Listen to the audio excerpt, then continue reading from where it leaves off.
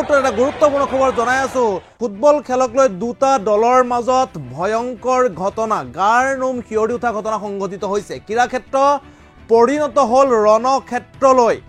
মৃত্যুক সাবটি ললে 100 গৰাকী লোকে এই ঘটনাত মৃত্যুক আকোৱালি লৈছে 100 গৰাকী লোকে আৰু চিকিৎসালয়ত বৰ্তমান মৃতদেহৰ দীঘলীয়া শাৰী চিকিৎসালয়ৰ মৰ্গত এতিয়া দীঘলীয়া শাৰী দৃশ্যাংশ দেখুৱাইছে এয়া আছে ফুটবল খেলখনৰ মাজতে এই ঘটনা সংঘটিত সংঘৰ্ষ লিপ্ত হৈছে হাজাৰ হাজাৰ অনুৰাগী সংঘৰ্ষ লিপ্ত হল আৰু বৰ্তমান পৰ্যন্ত 100 গৰাকী অনুৰাগী 100 লোকৰ বৰ্তমান সময়ত মৃত্যুৰ খবৰ আহিছে গিনিৰ দ্বিতীয় বৃহত্তম চহৰ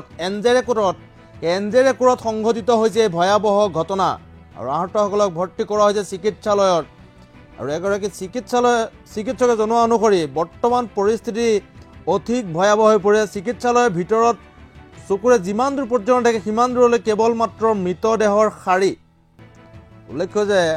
ৰেফাৰী এটা ভুল সিদ্ধান্তৰ কাৰণে এই ভয়াবহ ঘটনা সংঘটিত হৈছে ৰেফাৰীৰ ভুল সিদ্ধান্তৰ কাৰণে